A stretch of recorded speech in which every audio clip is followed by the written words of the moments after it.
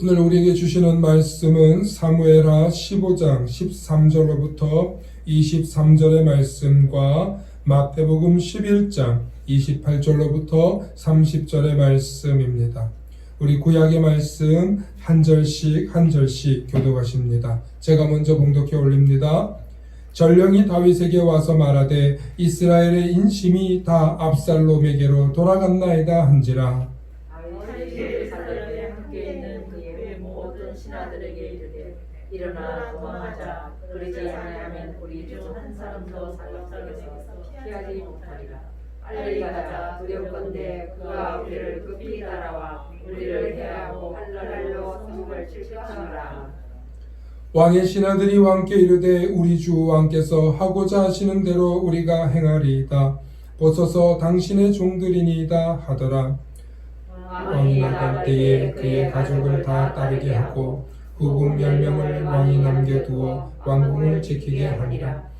왕이 나가매 모든 백성이 다 따라서 벳메르하게 이르러 멈추어 서니 그의 모든 신하들이 그의 곁으로 지나가고 모든 그렛 사람과 모든 블렛 사람과 왕눈방을 따라 가드에서 온 모든 고드 사람 600명이 왕 앞으로 행진하니라.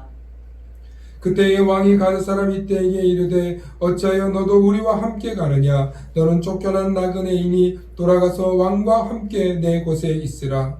너는 곳에 가고 나는 정처 없이 가니 오늘 어찌 너를 우리와 함께 떠돌아다니게 하리요. 너도 돌아가고 내 동포들도 데려가라. 은혜와 진리가 너와 함께 있기를 원하노라 하니라. 이때가 왕에게 대답하여 이르되 여호와의 살아계심과 내 주 왕의 살아계심으로 맹세하옵나니 진실로 내 주 왕께서 어느 곳에 계시든지 사나 죽으나 종도 그곳에 있겠나이다 하니 다윗이 이때에게 이르되 앞서 건너가라 하매 가드 사람 이때와 그의 수행자들과 그와 함께한 아이들이 다 함께 하십니다. 온 땅 사람이 큰 소리로 울며 모든 백성이 앞서 건너가매 왕도 기드론 시내를 건너가니 건너간 모든 백성이 광야길로 향하니라. 아멘. 복음서의 말씀 제가 봉독해 올립니다. 수고하고 무거운 짐진 자들아 다 내게로 오라. 내가 너희를 쉬게 하리라. 나는 마음이 온유하고 겸손하니 나의 멍에를 메고 내게 배우라. 그리하면 너희 마음이 쉼을 얻으리니 이는 내 멍에는 쉽고 내 짐은 가벼움이라 하시니라. 아멘. 오늘 말씀의 제목을 함께 따라해 주시기 바랍니다. 위기 속에서 승리하는 비결 두 번째입니다. 다윗 왕의 성품과 믿음. 시작. 다윗 왕의 성품과 믿음입니다. 오늘은 다윗 왕의 성품과 믿음이라는 주제로 여러분들과 말씀의 은혜 나누길 원하는데, 특별히 이 코로나 위기 속에서, 우리 삶의 위기 속에서 어떻게 승리할 수 있을까, 그 비결을 찾아보는 시간 되기를 소망합니다. 우리는 모두 다 복된 존재들입니다. 이 정체성을 잊지 않으시고 날마다 말씀을 통해서 승리하시길 소망합니다. 축복의 사람 곁에는 축복의 사람이 있습니다. 감사의 사람 곁에는 감사의 사람이 찾아옵니다. 날마다 감사의 사람, 축복의 사람 되시길 축원합니다. 아멘. 할렐루야. 오늘도 이렇게 함께 예배드리게 되어서 하나님께 무한 영광 감사 올려드립시다. 아멘. 아멘. 네, 이렇게 함께 라이브로 만난다는 게 얼마나 감사한지요. 이제는 우리가 온라인으로도 만날 수 있으니까 만나는 건 맞아요. 그런데 서로 이렇게 눈 깜빡깜빡거리는 걸 볼 수 있고, 이렇게 손을 이렇게 움직이는 걸 볼 수 있고, 호흡하는 걸 볼 수 있고, 표정을 느낄 수 있고, 또 오감을 통해서 모두가 이렇게 느낄 수 있고, 얼마나 감사한지 모릅니다.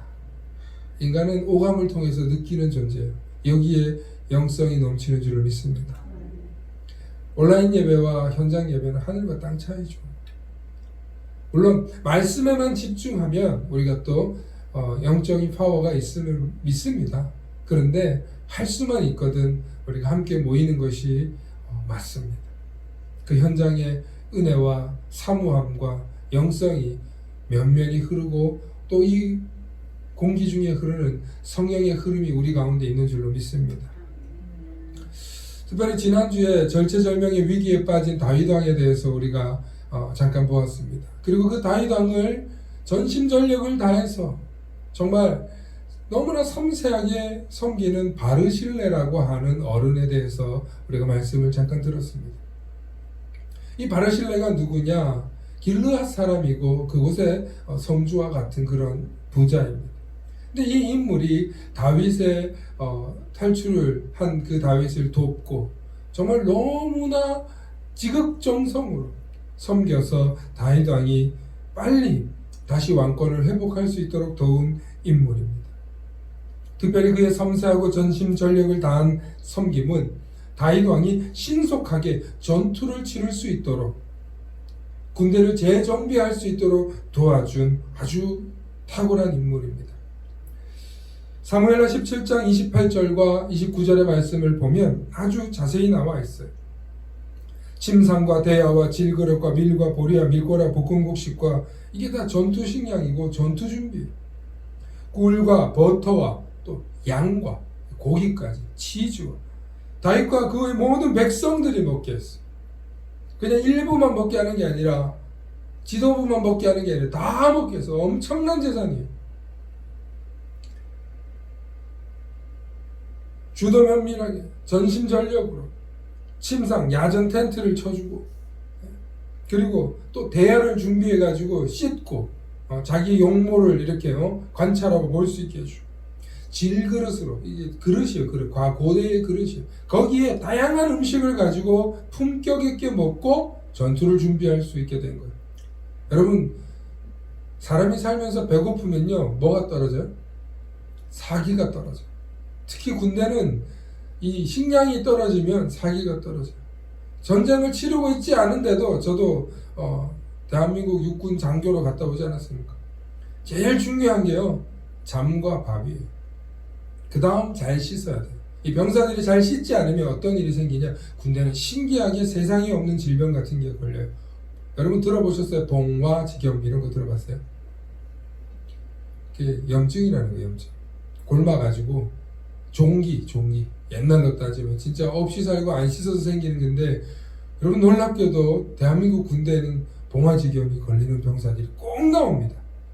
잘 안 씻어가지고, 깨끗하게 안 씻어가지고, 용모를 단정하게 하지 않아서 그래요. 군인들은 머리 딱 아주 그냥 짧은 머리로 컷하잖아요. 여러분, 자기를 다듬고 해야 전투력이 올라가는 거예요. 그래서 장교들은 얼마나 이 용모 단정, 그래서 삼선일치라 그래요. 벨트하고 선하고 이걸 딱 맞춰가지고 군화까지 착 맞춰. 그리고 모자 딱 쓰고 멋있어요. 예, 멋이 있어야 돼요. 항상 저희가 병사로서 있다가 장교로 훈련 받을 때 대한민국 육군 장교가 말이에요. 항상 이런 말로 우리 스스로 프라이드를 올려주는, 용어를 단정하게 하라는 거예요. 여러분, 전투력이 올라가려면 잘 먹어야 돼요. 잘 쉬어야 돼요. 그리고 용모도 단정하게 돼요. 이 모든 것을 아주 주도면밀하게 전심전력을 다해서 누가 섬겼다고요? 누구한테 물으니까 바르셀로나라 그러던데. 바르실레예요. 바르실레.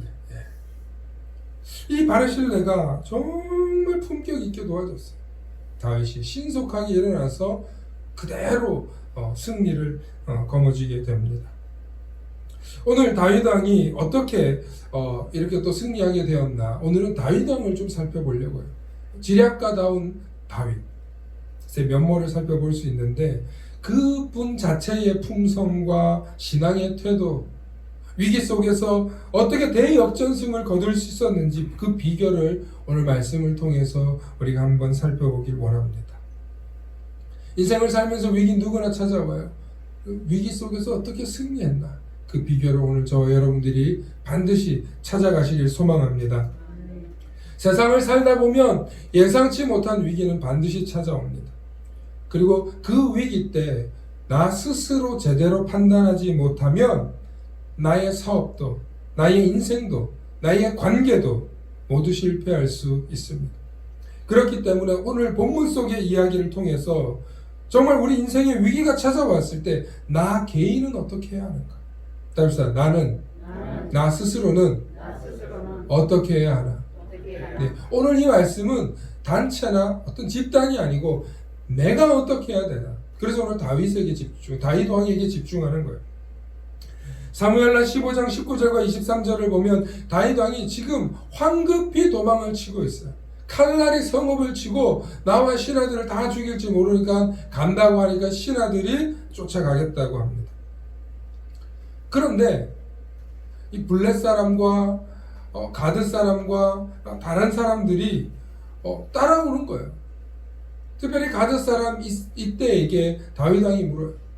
아니, 너는 떠돌이 생활을 하는 사람이고 굳이 나를 따라오지 않고 새로운 그 왕에게 충성해도 될 텐데 왜 따라오냐 하고 물어봐요. 물어보니까 이 가드 사람이 뭐라고 합니까?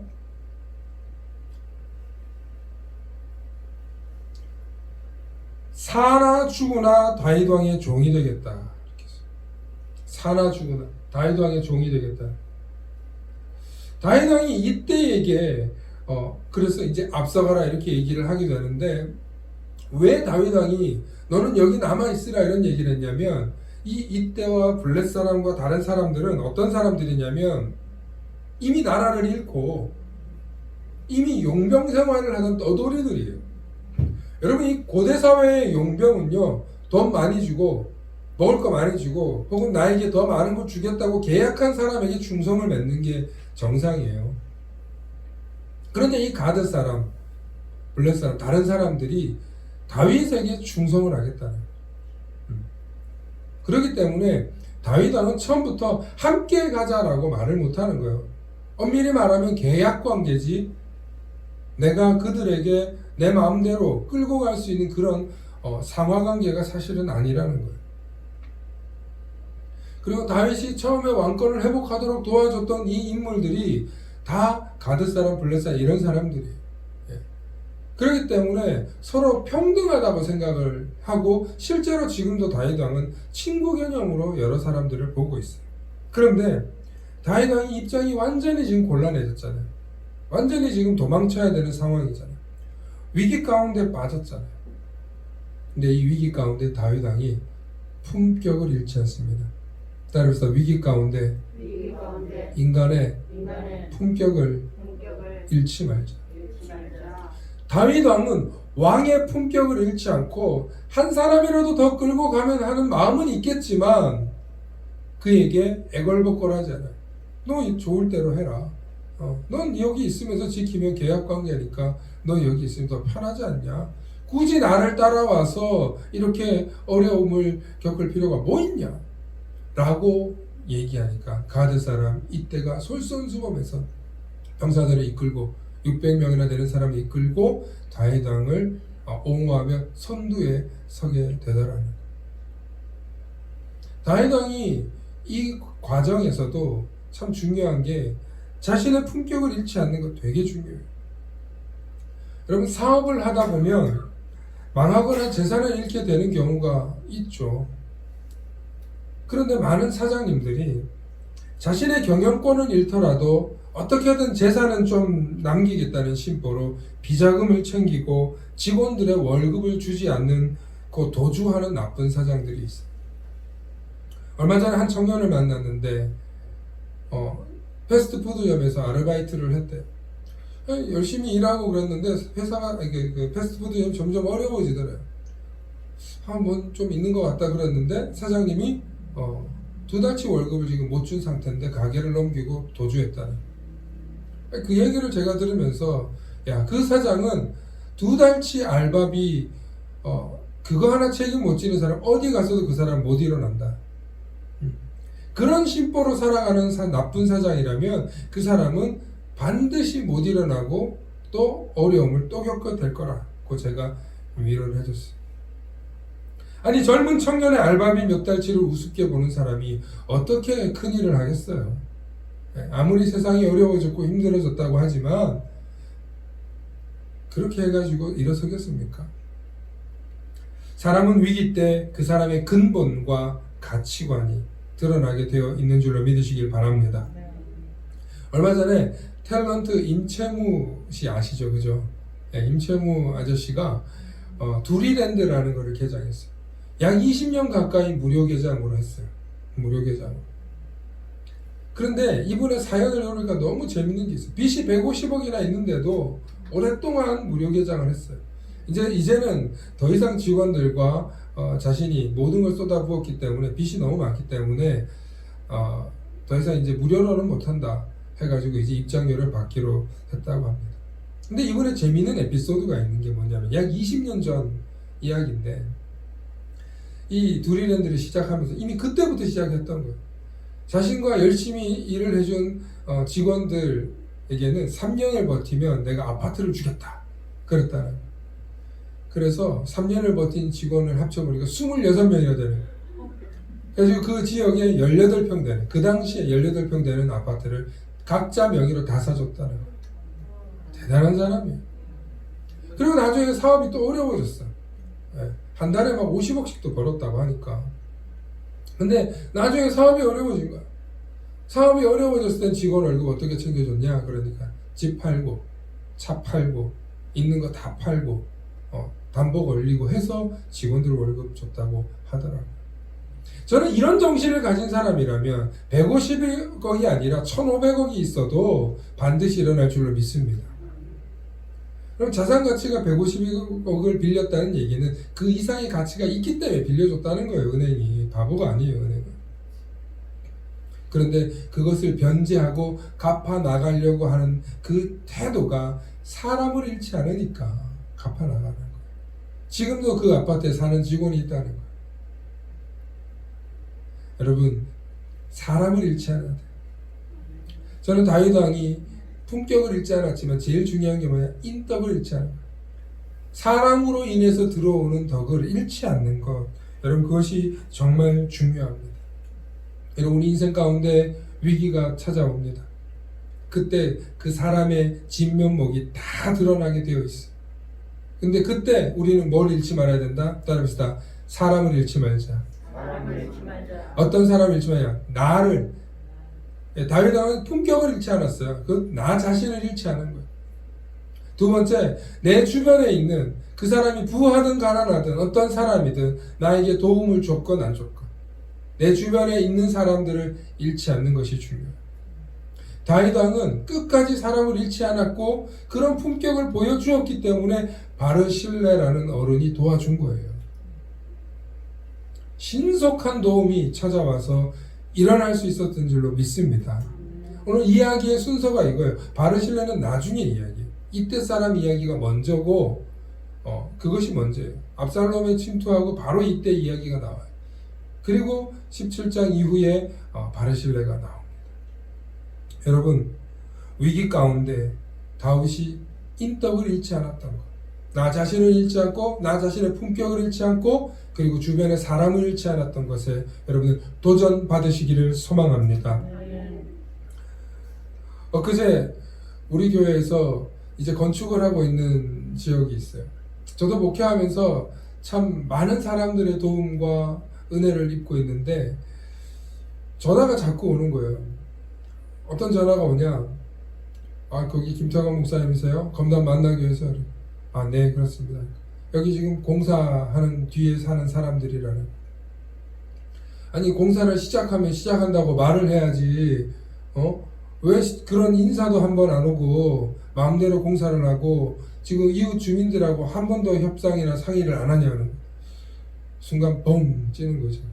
전화를 총 제가 3통이나 받았는데 뭐 화가 났더라고요. 격앙되어 있더라고요. 전화를 받으면서 그러시냐고 제가 찾아뵙겠다고 그렇게 이제 겸손하게 인사를 전화로 마쳤는데 또 다음날 전화하고 다음날 전화하고 왜 빨리 안 오냐고 왜 빨리 전화 안 오고 자기들이 지금 많잖아요. 그래서 저는 이분들이 금품을 요구하시는구나. 돈은 없고 어떻게 준비해야 되나 고민을 하고 있는데 기도를 했어요. 기도하는 가운데 제 마음 가운데 제일 중요한 것이 뭐냐면 그분들의 얘기를 듣자. 그냥 무슨 상소리든 어떤 소리든 듣자 하는 마음을 가지고 음료수를 들고 갔더니 두 집 이제 양쪽 그 땅의 본 주인들이 나오셔가지고 이야기를 하시는 뭐 십자가를 세우느냐, 밤 몇 시까지 예배를 드리느냐, 창문은 어디로 내느냐, 막 이런 걸 다 묻는 거예요. 보니까 우리가 다 수용해 줄 수 있는 이야기들이에요. 웬만하면. 그리고 저는 막 그 시끄러운 교회를 원치도 않고 밤늦게까지 부흥회하는 그런 교회 이제는 못합니다. 법적으로. 우리가 하고 싶어도 법적으로 못합니다. 법이 그렇게 되어 있어요.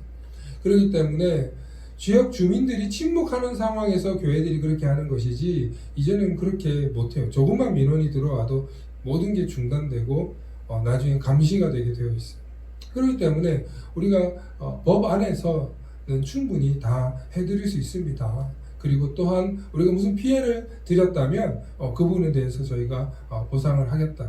근데 사실 실제적으로 피해 입은 건 지금까지는 없으신데 제일 중요한 건 뭐냐? 제가 코로나 때문에 못 찾아뵈서 죄송합니다. 미리 이렇게 동네 어른들한테 찾아뵀어야 되는데 못 찾아뵈서 죄송합니다. 그렇게 하니까 마음들이 다 풀리시더라고요. 뭘 달라는 게 아니었더라고요. 심지어 들고 간 음료수 다시 돌려주셨어요. 나 이런 거 받으면 큰일 난다고. 그러시면서 뭘 아시는 분들이긴 해요. 또 보니까 그냥 무작정 그러시는 분들은 아니세요. 단지 우리 재산에 대해서 피해를 입을까봐. 당연하죠. 그죠? 아마 교인이어도 그럴 수 있어요. 교인이어도 그럴 수 있어요. 나에게 피해가. 그러나 교회가 들어가면 오히려 더 유익하고 본이 되고 교회가 지역을 섬기고 봉사하고 교회의 목적이 뭐예요? 그분들이 하시는 얘기. 교회의 목적이 뭐냐? 지역을 돕고 가난한 사람 돕고 그러려고 있는 거 아니냐? 그래서 예 맞습니다. 가르쳐 주시더라고요. 잊어버렸을까봐. 맞습니다. 그 일을 위해서 우리가 존재하니까 들어야죠. 압류 들어야죠. 들으니까 다 화가 풀려서 얼른 가시더라고요. 여러분, 제가 그러면서 다시 한번 느낀 게 뭐냐면 목사는 바닥까지 엎드려야 되는구나. 바닥까지 엎드려야. 그래서 저는 앞으로 김 목사라고 부르지 말고 김 바닥이라고 불러야 되겠구나. 자, 그런 마음으로 정말 목회를 지금도 계속하면서도 그런 태도가 필요하다는, 농담이 아니고 제가 그럴 수 있는 능력이 있는 사람도 아니지만 여러분들께서 기도해 주시고 그런 목사가 되어야 성도들이 그 바닥을 밟고 일어서는 줄로 믿습니다. 할렐루야. 여러분, 우리는 우리에게 갑자기 닥쳐오는 외부에서 들어오는 위기나 공격을 당할 때 순간 화가 날 수 있어요. 이성을 잃을 수 있어요. 품격을 잃을 수 있어요. 여러분, 그 순간에는 그 자리를 떠나세요. 화가 나는 그 자리에서 일어서세요. 여러분, 끓는 물에다가 손 넣는 사람은 바보예요. 불난 집에다가 기름 들고 가는 사람은 바보예요. 엄반에 오줌 누는 격이에요. 그거는 화가 났다, 너무 화가 난다, 그 자리를 벗어나세요. 혹은 지금은 죄송하지만, 여러분 상대방하고 대화하다 갑자기 나가는 기분 나쁜 거잖아요. 품격을 잃지 마세요. 따릅시다. 죄송합니다. 죄송합니다. 제가 지금은 대화할 수가 없는 상황이네요. 그렇게 하고 여러분 자리를 뜨세요. 혹은 갑자기 우리 사업하시는 분들, 뭐 장사하시는 분들, 뭐 일을 하시는 분들, 그런 경우 왜 안 당해요? 네, 일단 들으세요. 참고 입을 꼭 다물고 듣고, 화가 너무너무 많이 나. 이 상황이 너무 내가 못 참겠어. 억울해. 너무 속상해. 그럼 그때는 그 자리를 비껴나가시고 따릅시다. 하나님 도와주세요. 하나님 전 못해요. 너무 화가 나요. 너무 억울해요. 너무 속상해요. 하나님께 부르짖으시길 소망합니다. 그러면 하나님의 손이 역사하시는 줄 믿으시길 바랍니다. 기독교인의 능력은 나에게 있는 게 아니에요. 하나님께 부르짖는 거예요. 하나님 도와주세요. 하나님 저 사람 마음을 바꿔주세요. 근데 문제는 내가 이미 사고 다 쳐놓고, 내가 이미 막 분란 다 일으켜놓고, 그때 가서 하나님 도와달라 그러면 하나님이 왜 이제 왔냐? 왜 이제 왔냐? 네가 잘못한 건 잘못했다고 사과하고 와라. 네가 저지른 사과는 네가 치르고 와라. 그러시는 거예요. 하나님은. 분명히 예수님께서 말씀하셨어요. 네가 소송당하는 것이 있으면 그 사람과 화해하고 빚을 갚고 와라. 그래야 그가 너를 옥졸에게 가두지 않는다라고 가르쳐 주셨어요. 이미 다 저질러 놓고는 우리가 그것을 하나님 도와주세요 한다고? 아니요. 그렇게 하나님은 형편없는 하나님이 아니에요. 따릅시다. 침묵하자. 벗어나자. 부르짖자. 누구에게? 하나님께. 여러분 이것만 돼도 우리가 굉장히 괜찮은 사람이라는 소리를 듣고 삽니다.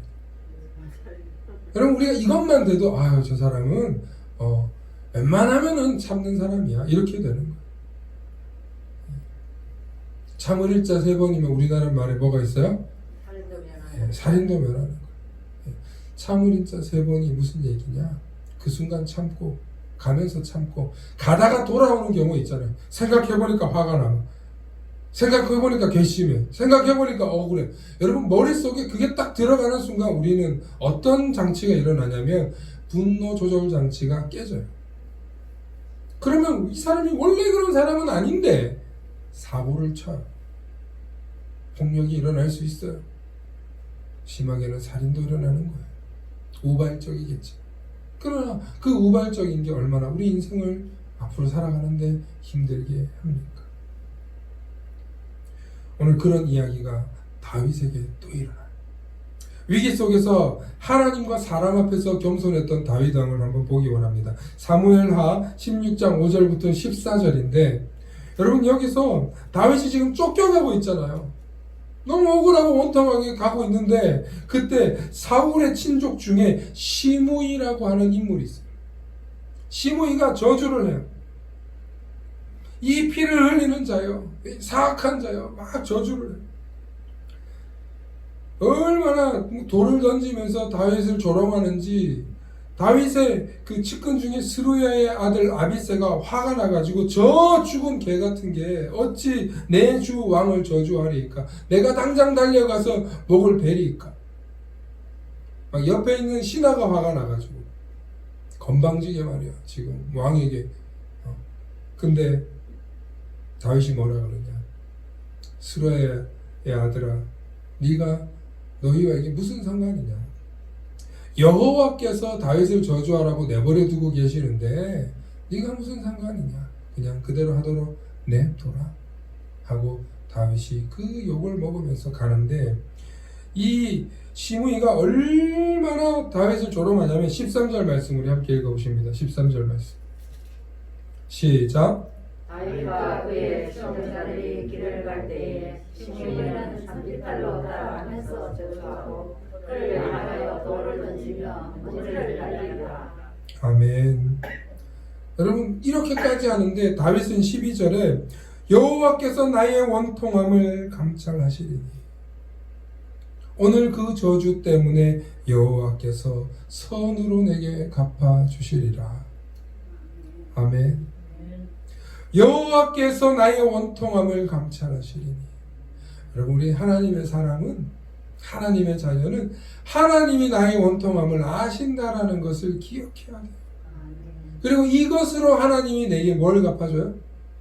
선을 갚아줘요. 여러분, 이 원리를 제가 심리학적 경제학 원리로 여러분들이 설명할게요. 그 소리를 지금 다 누가 들어요? 다윗만 들어요? 누가 들어요? 하나님 들으시고 또 누가 들어요? 지금 가는 백성들이 듣고 있어요. 14절에 보면 왕과 그와 함께 있는 백성들이 다 피곤하여 한 곳에 이르러 거기서 쉬니라. 지금 왕만 간 게 아니에요. 다 피곤해요. 다 짜증이 나요. 다 화가 나요. 그런데 그 대상이 누구냐? 우리 왕 다윗이. 그 이야기를 듣는 병사들과 신하들과 백성들이 어떤 기분이 들겠어요? 반드시 복권하리라. 반드시 우리 다윗 왕을 도와서 해결하리라 하는 사람들이 있다는 거예요. 물론 반대로 우리 왕은 조롱을 당하고 왜 가만히 있냐 하면서 비아냥거리는 사람도 있을 수 있어요. 그런데 하나님이 그 마음을 선으로 갚으시면 비아냥거리는 사람들보다 우리 왕을 위해서 충성을 다하겠다는 사람들이 더욱더 늘어나게 되는 줄을 믿습니다. 그러니까 다윗의 이 겸손함과 신앙을 통해서 사람들의 마음이 변한다는 거예요. 그리고 그 일을 누가 갚으신다? 하나님이 갚으시는 거예요. 할렐루야. 근데 여러분, 기가 막히는 대목이 또 있어요. 다윗을 향한 시므이의 조롱이 정말 참기 힘들었는데 다윗이 정말로 그 일을 통해서 너무너무 속상했을 거 아니에요. 이 가운데 다윗의 위기 때 다윗의 본성을 드러내는 거예요. 다윗의 본성. 정말 위기 때 우리 왕은 품격이 있으시구나. 우리 왕은 정말 왕 자격이 있다 라는 여론이 만들어진다는 거예요. 할렐루야. 그래서 당할 때는 확실히 당해야 돼. 예. 침묵할 때는 확실히 침묵해야 돼. 그래서 저주하도록 내버려 두는 거예요. 잠언 16장 32절과 33절에 노하기를 더디하는 자는 용사보다 낫고 자기의 마음을 다스리는 자는 성을 빼앗는 자보다 나으니라. 재미는 사람이 뽑으나 모든 일을 작정하시는 이는 여호와께 있느니라. 아멘. 여러분, 노하기를 더디하는 자는 용사보다 낫고 싸움 잘하는 용맹한 사람보다 낫고 자기 마음을 다스리는 자는 성주보다 낫다는 거예요. 할렐루야. 그러므로 딱 이 말씀이 다윗을 두고 한 말이구나 하고 저는 깨달을 수 있었어요. 과연 우리 그리스도인들이 위기 때 어떻게 해야 될까? 오늘 다윗을 기억하실 수 있기를 바랍니다. 저와 여러분들이 억울하고 원통할 때 하나님께 호소하고 하나님이 들으시고 하나님이 응답해달라고 그렇게 간곡하게 부르짖으시는 저와 여러분들 되시기를 소망합니다. 그런데 여러분, 정말 재밌는 건 사무엘하 19장 18절과 20절 말씀 우리 함께 보겠습니다. 이제 다윗 왕이 승리하고 압살롬을 무찌르고 이제 복귀하는 거예요. 시므이가 어떻게 되나 한번 보세요. 한번 보시기 바랍니다. 함께 읽습니다. 시작. 왕이 가석을 건너가게 하며 왕이 좋게 여기는 대로 쓰게 하게 하여 나름대로 건너가니 왕이 요단을 건너가게 할 때에 베라의 아들 시므이가 왕에게 엎드려 왕께 아뢰되 내 주여 원하건대 내게 죄를 돌리지 마옵소서. 내 주 왕께서 예루살렘에서 나오시던 날에 종의 배역한 일을 기억하지 마시며 왕의 마음에 두지 마옵소서. 왕의 종 내가 범죄한 줄 아옵기에 오늘 요셉의 온 족속 중 내가 먼저 내려와서 내 주 왕을 영접하나이다 하니. 무슨 얘기인지 아시겠어요? 시므이가 지난번하고 완전히 달라져서 엎드려가지고 살려달라고 기억하지 마옵소서. 이런 간신 같은 야, 정말 치졸하고 비겁하기 짝이 없는 정말 그런 인물이 지금 시므이. 여러분, 다윗이 어떻게 하는지 아세요? 스루야의 아들이 이제는 넌 진짜 죽었다 하고 생각하고 있는데 다윗이 또 뭐라고 하냐? 너는 상관하지 말라. 내가 너를 결코 오늘이 무슨 날이냐? 내가 다시 왕이 되는 날인데 이 좋은 날 왜 굳이 그런 일을 만드냐? 하고 이후로도 그의 목숨을 다윗이 처단하지 않아. 할렐루야. 이게 왕의 품격이에요. 이게 왕의 품격이에요. 목회를 하다 보면 제가 왕은 아닌데 성도님들 중에서 그런 일이 생길 수 있어요. 앞으로도. 가까운 교회에 목사님이 지금 건축을 하고 있잖아요. 저하고 같이 동일하게 지금 비슷한 시기에 그 교회도 지금 있는데 성도 한 사람이 정말 목사님 열심히 하는 거예요. 그런데 이분이 유일하게 돈에만 굉장히 인색해요. 돈에만 굉장히 인색해요.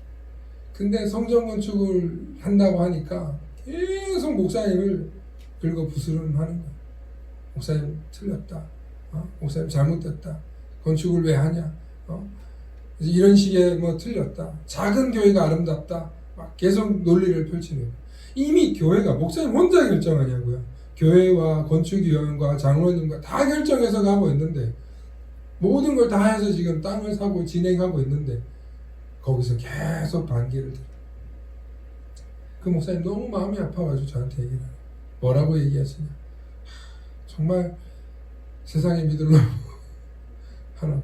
그렇게 목사님이 정말 다 해주고 심지어는 제가 정말 듣고 화가 났던 건 그 성도 집사님이 보험을 하시는데 교회 온 지 한 3년쯤 됐을 때 본색을 드러내더래요. 목사님 제가 정말 보험을 싸게 좋게 잘해드릴 수 있습니다.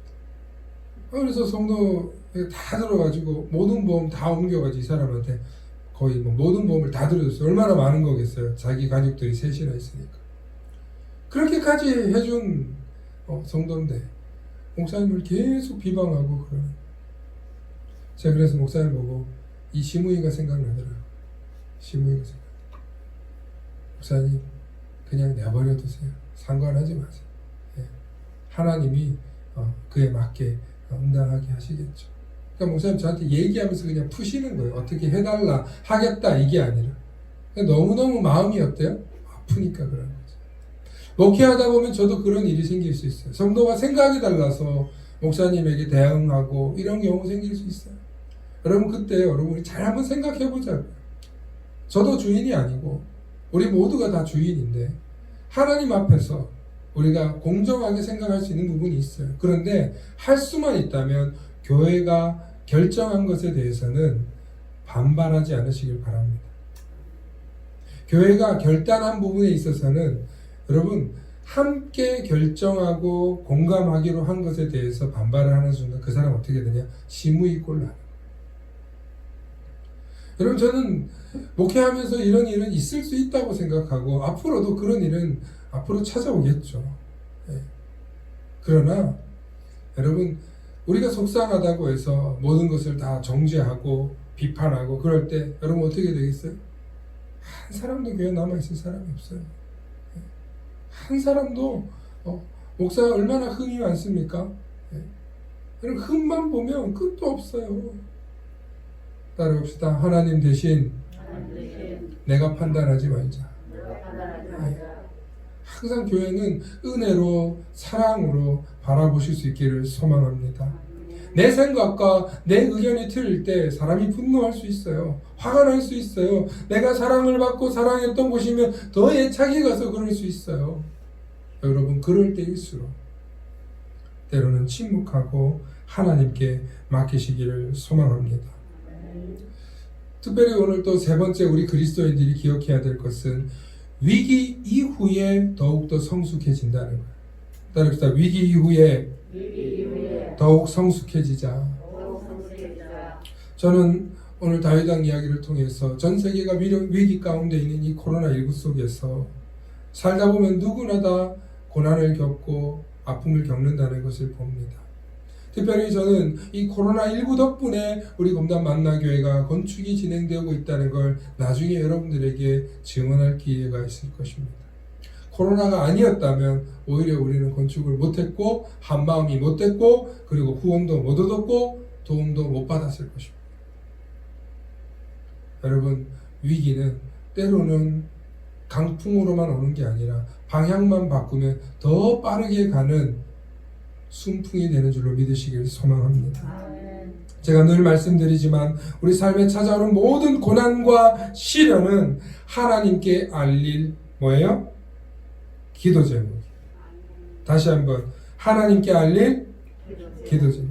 우리에게 찾아오는 모든 고난과 시련은 하나님께 알릴 기도 제목일 뿐이며 반드시 해결하고 승리하게 될 우리의 간증거리인 줄로 깨달으시길 소망합니다. 아멘. 그러므로 오늘도 나의 문제보다 더 크신 하나님을 바라보면서 하나님께 나의 기도 제목을 알리고 선하신 하나님의 방법을 기대하며 또 기도하며 각자의 삶에서 최선을 다하시는 저와 여러분들 되시길 소망합니다. 아멘.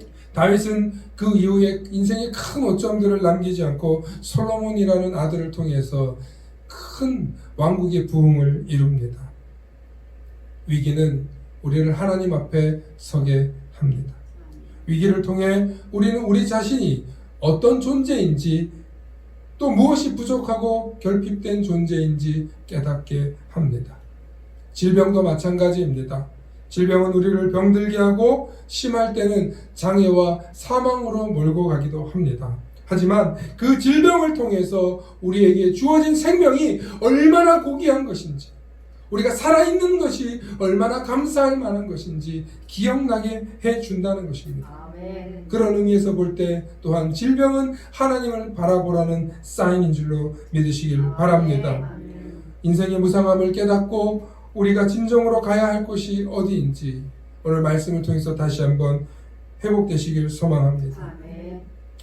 세상에 많은 사람들이 행복을 위해 돈을 쫓습니다. 돈을 쫓으며 아파하고 갈등하고 병이 듭니다. 인간관계가 깨집니다. 마음의 병을 얻다가 행복을 맛보지 못한 채 생을 마감하시는 분들이 얼마나 많은지 모릅니다.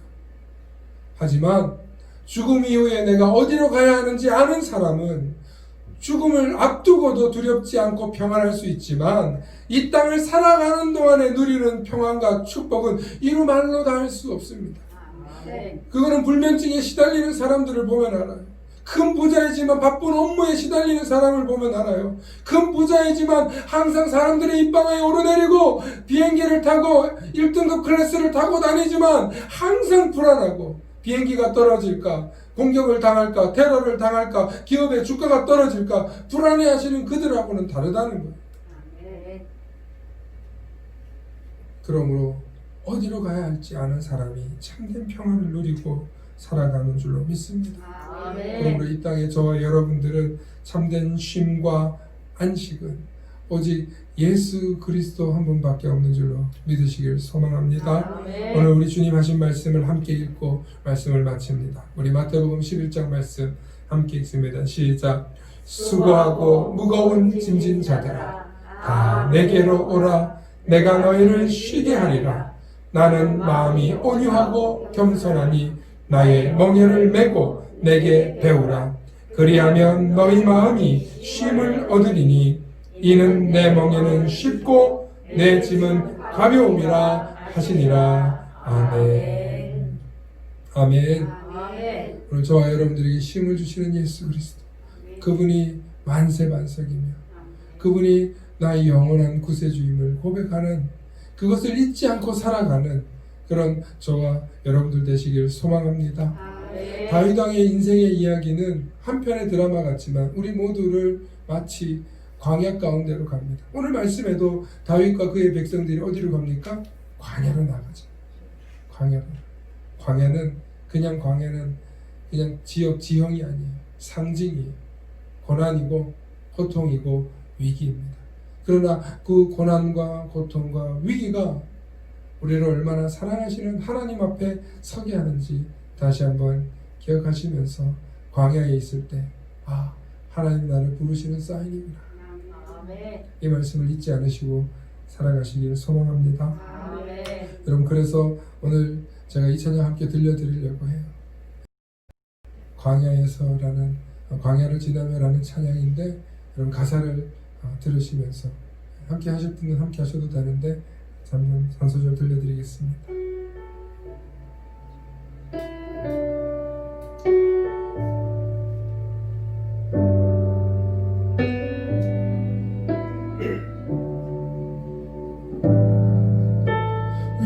나를 깊은 어둠 속에 홀로 두시는지 어두운 밤은 왜 그리 길었는지 나를 고독하게 나를 낮아지게 세상 어디도 기댈 곳이 없게 하셨네.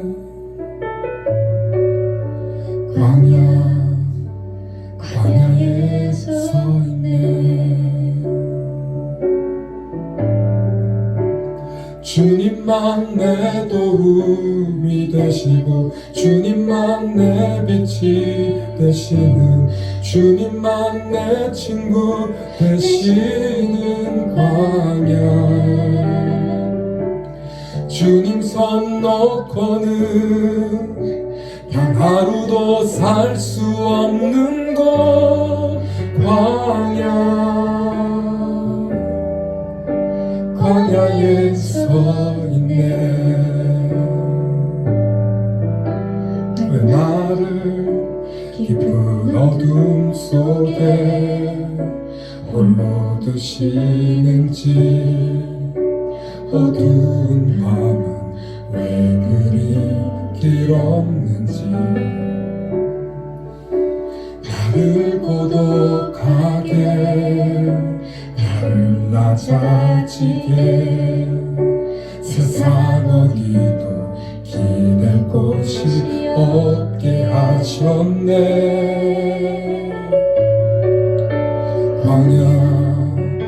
광야에 서 있네. 주님만 내 도움이 되시고 주님만 내 빛이 되시는 주님만 내 친구 되시는 광야. 주님 손 놓고는 단 하루도 살 수 없는 곳 광야.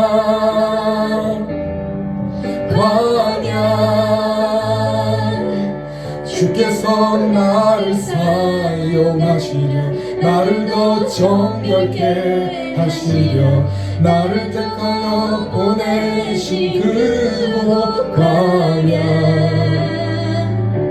성령이 내 영을 다시 태어나게 하는 곳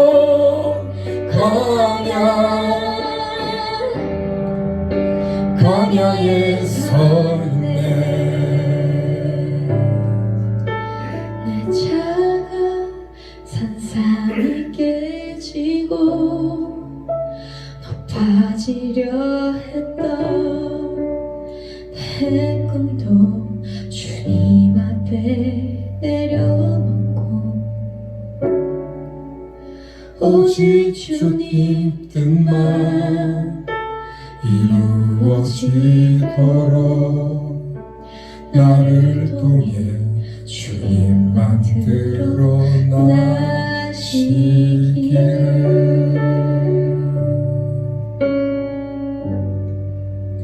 광야를 지나면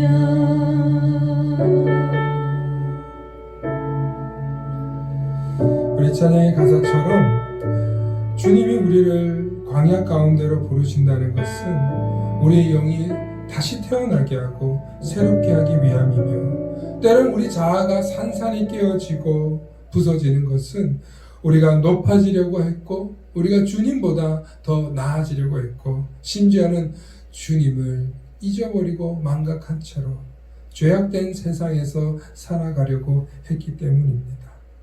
이 땅을 살아가면서 하나님을 알고 하나님의 뜻이 내 삶에 이루어지길 바랄 때 우리가 소망하는 모든 것들이 하나님 안에서 주 뜻 안에서 마치 부모가 자녀를 바라보면서 아름답게 살아가기를 소망하는 것처럼 하나님은 우리의 있는 그대로 우리의 모양대로 살아가길 원하시는 줄로 믿으시길 소망합니다.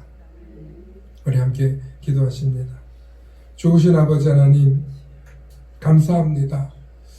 하나님, 내 삶이 너무 힘들고 각박하고 화가 나고 속상하고 억울할 때가 많아 한이 맺혀 있음을 고백합니다. 하나님, 이 한스러움도 하나님께 내어드립니다. 하나님 받아주시고, 하나님 나의 이 한을 위로해 주시고 산산조각 내어주셔서 하나님의 마음이, 성령의 마음이 나를 새롭게 태어날 수 있도록 이 시간 불러주시옵소서. 성령님, 나를 새롭게 해주시고 건져주셔서 하나님의 자녀로 살아가도록 내 심령이 새로워지도록 은혜와 은총 허락하여 주시옵소서. 이 광야를 통하여서 하나님 앞에 서라는 쌓임을 깨닫게 하여 주시고, 이제 하나님만 바라보며 하나님과 동행하며 위기 때마다 고난 때마다 하나님께 부르짖기로 다짐하고 결단하는 우리 모두가 되게 하여 주시옵소서. 이제는 성부, 성자, 성령 삼위일체 하나님의 무한하신 사랑과 역사하심 속에 이 코로나 바이러스로 인해 온 세상이 광야와 같은 시간을 보냅니다. 특별히 외롭고 쓸쓸한 시간을 보내고 있을 확진자들과 코로나 바이러스로 고생하고 애쓰는 의료 종사자들과 또 보건당국과 이 모양 저 모양으로 애쓰고 있는 수많은 공무원들에게 한없는 위로를 더하여 주옵소서. 그리고 이 기간 동안 가장 외롭고 쓸쓸할 독거노인과 소년소녀 가장 취약한 계층들을 하나님 기억하여 주시고 사랑의 온정의 손길이 끊어지지 않게 하옵소서. 이를 위하여 우리가 믿음으로 살아내고 더욱더 예수 그리스도의 손길이 되어 나누고 섬기고 함께 어울려 주님의 사랑 전하고자 수고하고 애쓰는 우리 검단 만나교회와 이에 속한 모든 성도들과 이들의 가정, 사업, 일터 모든 것 위에 이제로부터 영원토록 함께 하시기를 간절히 축원하옵나이다. 아멘.